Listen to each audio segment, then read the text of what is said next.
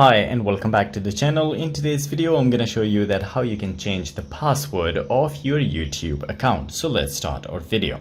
First you need to open the YouTube application on your device, then tap on the U option here. Here you will find Google account because your YouTube account is actually a Google account. You need to tap on here. From here you will find the option security and sign in. You need to tap on it. You need to scroll a bit where you will find your password option here. Tap on it. So guys, before coming here, maybe it will ask you to enter your current password. So once you're here, all you need to do is to enter your new password and then confirm the new password and tap on change the password. So the password will be changed not just for your Google account, but for your YouTube as well. So guys, this is it. This is how you can change the password of your YouTube account. If you liked the video, don't forget to subscribe. I will see you in the next video. Till then, take care.